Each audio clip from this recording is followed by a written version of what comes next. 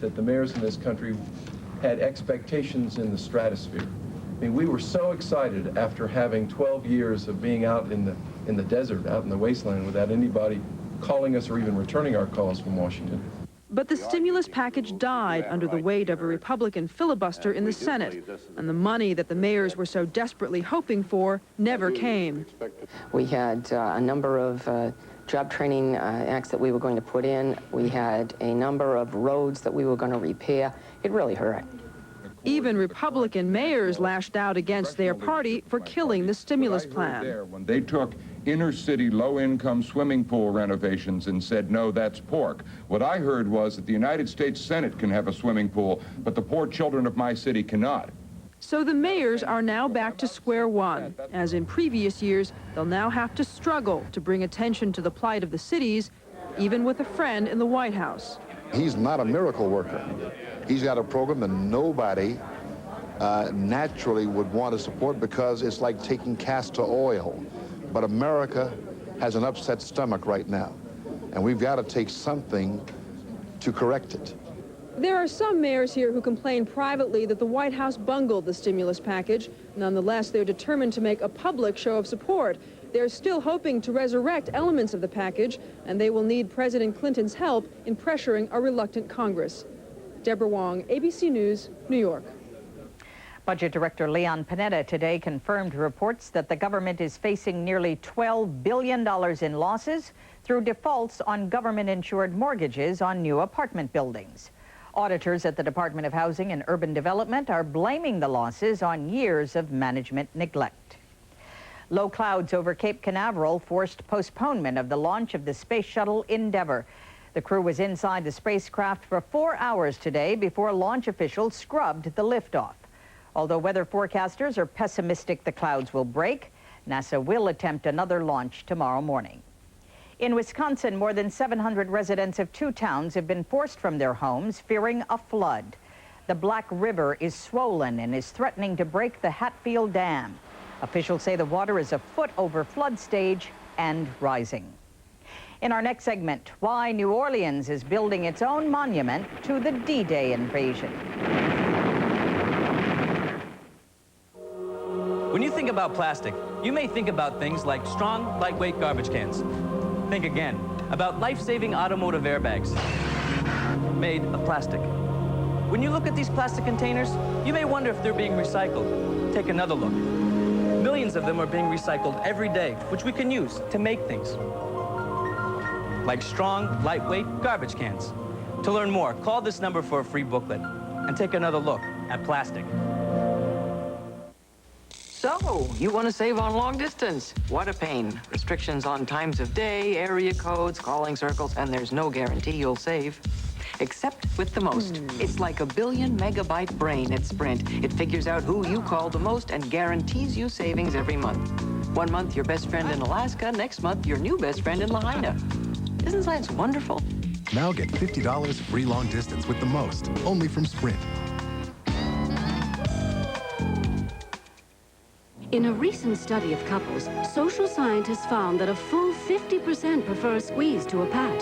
Of those who prefer a pat, 35% still like an occasional squeeze. Thus, we suggest Squeezable I Can't Believe It's Not Butter. The only squeezable spread flavored with sweet cream buttermilk for a fresh butter taste, but without the cholesterol to spoil the romance.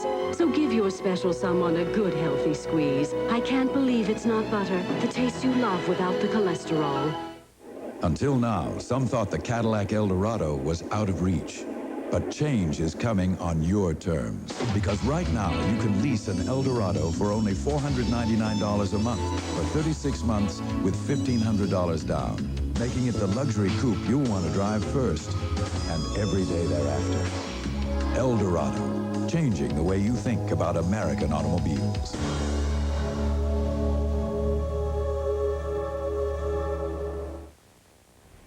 There was a special Father's Day ceremony here in Washington today at the Vietnam Veterans Memorial. Sons and daughters of U.S. servicemen who never came home from the war placed flowers at the foot of the memorial. Red ones for dads who died in action and yellow ones for those still listed as missing. The people of New Orleans are preparing to build their own memorial to commemorate a crucial moment in another war. And even though that moment took place long ago and far away, New Orleans played an important role in it. ABC's John Martin explains. This abandoned amusement park in New Orleans is where America plans to build its National D-Day Museum. That might seem odd. The D-Day invasion took place in France, which already has a D-Day museum. But this site is part of the University of New Orleans, which operates the Dwight Eisenhower Study Center. He commanded the D-Day invasion, and the scholar he chose to write his biography, Stephen Ambrose, teaches military history here. Well, this was the greatest battle of the Second World War. Professor Ambrose and his students have compiled one of the world's largest collections of D-Day oral histories. We had this problem. Hitler had conquered Europe. He had built the Atlantic Wall. He claimed it was impregnable. And by God, it damn near was.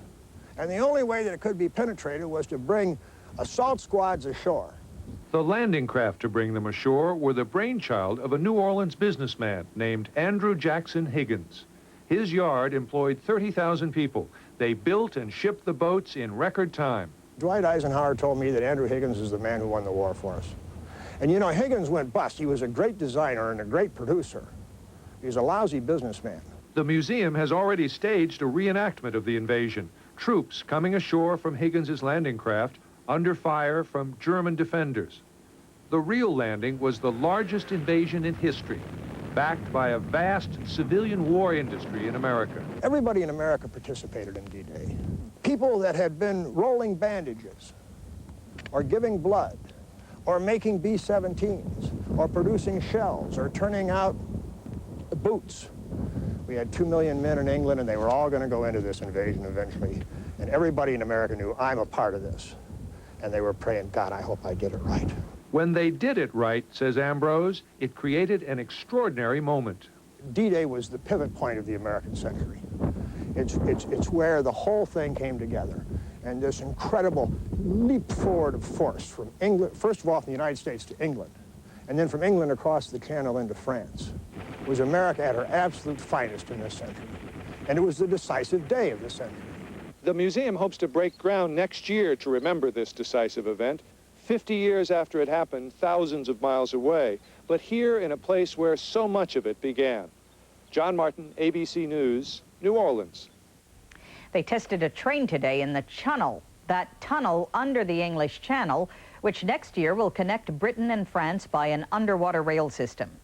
Today, it took the test train 2 hours to complete the 23-mile journey from Calais in France to Folkestone in southern England. Builders say that when the route opens in 1994 to the public, the trip will only take a half hour. In Florence, Italy, thousands of people waited for hours in the hot sun for the reopening of one of the world's best-known art galleries. Less than a month ago, a suspected mafia bombing shattered the Uffizi's gallery's west wing, killing 5 people and destroying priceless paintings. About 40% of the art museum is still closed for repairs. When we return, how Patty Sheehan earned a place in the most exclusive club in sports. It's night and day the difference Correctol makes when I'm irregular. Correctol is the woman's gentle laxative that works predictably overnight. No wonder more women trust it. Correctol, gently, predictably, overnight.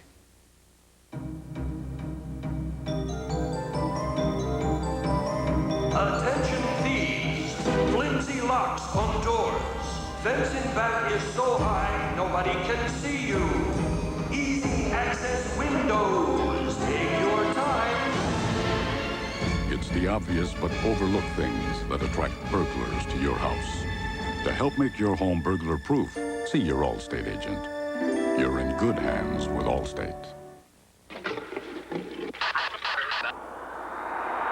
The new Lexus GS is equipped with a vehicle's speed-sensitive steering system, so responsive that it actually improves your feel for the road. Now, the only thing more exhilarating than watching the Lexus GS is driving it.